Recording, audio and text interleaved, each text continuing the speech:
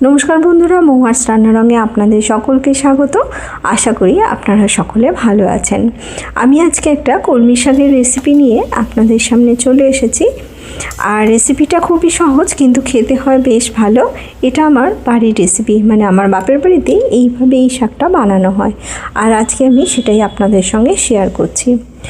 প্রথমেই আমি শাকটা নিয়ে নিয়েছিলাম, আর শাকটাকে খুব ভালো করে বেছে নিতে হবে। আমি শাকের এই যে উপরের দিকে নরম অংশটা রয়েছে এটাকেই নেব, আর নিচের শক্তটা কিন্তু আমি নেব না। তাই প্রথমে আগে উপরের নরমটাকে আমি কেটে নিচ্ছি, আর পাতাগুলো খুব ভালো করে বেছে নিয়ে আমি পরিষ্কার করে নেব। শাক তো বাছতে আপনারা সকলেই জানেন, তাও আমি একবার ভালো করে দেখিয়ে দিলাম যে কী করে এটাকে বাছতে হয়। এইভাবে নরম পাতাগুলোকে আমি আস্তে আস্তে কেটে নেব। কলমি শাকের অনেক গুণ আপনারা তো সকলেই জানেন, তাই আমি আলাদা করে আর এর গুণ নিয়ে কিছু আলোচনা করলাম না। আমি রান্নাটার দিকেই এগিয়ে গেলাম। আমি শাকটাকে পরিষ্কার করে নিয়েছিলাম, নিয়ে এইভাবে পাতাগুলোকে আমি কেটে নেব।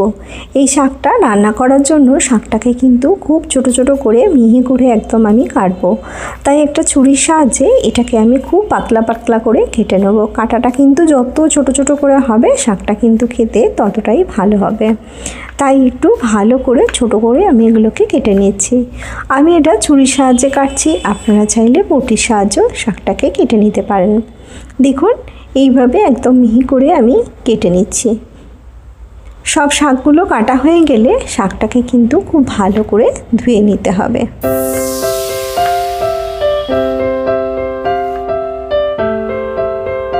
শাকটা আমার কাটা হয়ে গেছে। এরপর আমি একটা ঝুড়ির মধ্যে শাকটাকে নিয়ে নিয়েছিলাম, আর ট্যাপের নিচে এইভাবে খুব ভালো করে ধুয়ে নিচ্ছি। এইভাবে ধুলে কিন্তু খুব তাড়াতাড়ি শাকটা পরিষ্কার হয়ে যায়, আর যা বালি টালি আছে সব কিন্তু একদমই বেরিয়ে যাবে। শাকটা খুব ভালো করে ধোয়ার জন্য এইভাবে ঝুড়িতে নিয়ে ট্যাপের নিচে যদি ধুয়ে নেন তাহলে শাক খুব ভালো পরিষ্কার হয়ে যায়।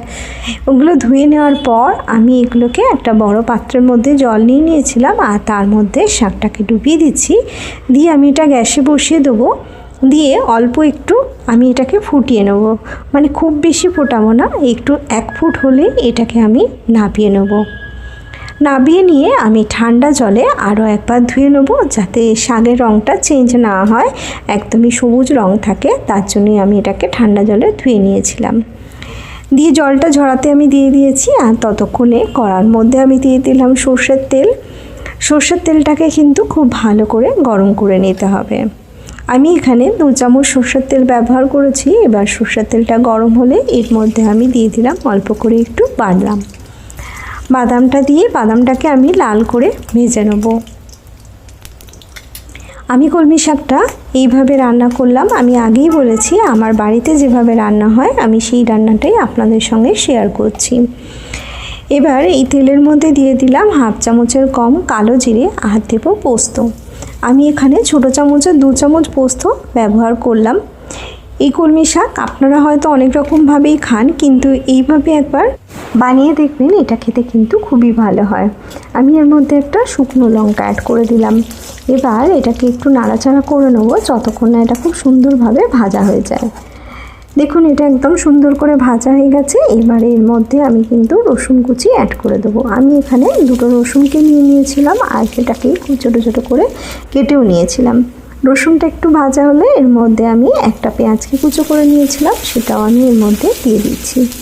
এবার এটাকে একটু নাড়াচাড়া করে নিতে হবে, তবে পেঁয়াজটা কিন্তু একদমই লাল করে ভাজবো না। একটু যখন পেঁয়াজের কালারটা চেঞ্জ হয়ে যাবে তখনই কিন্তু এর মধ্যে শাকটাকে আমি অ্যাড করে দেবো। এক্ষেত্রে পেঁয়াজ লাল করে ভাজার কিন্তু একদমই দরকার নেই। এই যে দেখুন এইভাবে পেঁয়াজটা ভেজে নিতে হবে, আর পেঁয়াজটা যখন একটু ভাজা হয়ে যাবে তখন এর মধ্যে আমি যে শাকটা ঠান্ডা জলে ধুয়ে রেখেছিলাম সেটা আমি এর মধ্যে দিয়ে দেবো। দেখুন শাকের মধ্যে আমি ঠান্ডা জল দিয়ে ধুয়ে নেওয়ার জন্য শাকের রঙ কিন্তু একদমই চেঞ্জ হয়নি, খুব সুন্দর সবুজ আছে, আর এটা খেতেও হয় বেশ ভালো। আমি এই শাকটা দেওয়ার পর এটাকে একটু নাড়াচাড়া করব। এইভাবে যদি কলমি শাক রান্না করে নেন তাহলে কিন্তু কলমি শাক খুবই ঝরঝরে একদম সুন্দরভাবে তৈরি হয়। এইভাবে একটু নাড়াচাড়া করে নেব, আর গ্যাসের ফ্লেমটা মিডিয়ামে রেখে এটাকে কিন্তু ভাজতে হবে। এবার এর মধ্যে আমি পরিমাণ মতন হলুদ দিয়ে দিলাম, আর দিয়ে দেবো পরিমাণ মতন নুন। নুন আর হলুদ দেওয়ার পর এটাকে আমি ঢাকা দিয়ে দেবো, আর ঢাকা চাপা দিয়ে এইভাবে আমি 5 থেকে 7 মিনিট শাকটাকে কিন্তু রান্না করে নেবো। শাকটা এইভাবে 5-7 মিনিট রান্না করে নিলেই কিন্তু সুন্দরভাবে তৈরি হয়ে যাবে। বন্ধুরা, যারা আমার চ্যানেলটা নতুন ভিজিট করছো তাদের কাছে অনুরোধ করব তারা আমার চ্যানেলটা সাবস্ক্রাইব করে নিও, আর যারা পুরনো বন্ধু সবসময় আমার পাশে এসে আমাকে সাহায্য করছো তাদের জন্য রইল অনেক অনেক ভালোবাসা। এইভাবে ঢাকা চাপা দিয়ে রান্না করতে করতে দেখুন আমার শাকটা কিন্তু একদমই তৈরি হয়ে গেছে। এই পর্যায়ে আমি এর মধ্যে অ্যাড করে দেবো ভেজে রাখা বাদামগুলো দেওয়ার পর একটু ভালো করে নাড়াচাড়া করে নেবো আরও 2-3 মিনিট। আর এইভাবে নাড়াচাড়া করে নিলেই কিন্তু আমার কলমি শাক ভাজা একদমই রেডি হয়ে যাবে। দেখুন এটা তৈরি হয়ে গেছে। এটা আমি নামিয়ে নেবো, আর নামিয়ে নিয়ে গরম গরম এটাকে আমি সার্ভ করে দেবো। এটা ভাতের সঙ্গে খেতে কিন্তু বেশ লাগে। এটা কিন্তু গরম ভাতের সঙ্গে খেতে খুবই ভালো লাগে, আর এই শাক ভাজাটা থাকলে ভাত কিন্তু অনেকটাই প্রায় খাওয়া হয়ে যায়। তাই যারা এখনও এইভাবে কলমি শাক বানিয়ে খাওনি তারা কিন্তু অবশ্যই একবার বানিয়ে দেখো, আর কেমন হয়েছিল আমাকে জানাতে একদমই ভুলো না। আমার রেসিপিটা ভালো লেগে থাকলে একটা লাইক করে দেবেন, আর একটা কমেন্ট করতে একদমই ভুলবেন না।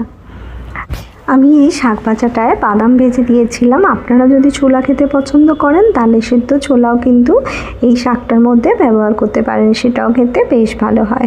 যারা কলমি শাক খেতে পছন্দ করেন না তারা এইভাবে যদি একবার বানিয়ে খান দেখবেন কিন্তু খেতে খুব ভালো লাগবে। আমি আবারও চলে আসবো নতুন কোনো রেসিপি নিয়ে আপনাদের সামনে। আপনারা ভালো থাকবেন, সুস্থ থাকবেন।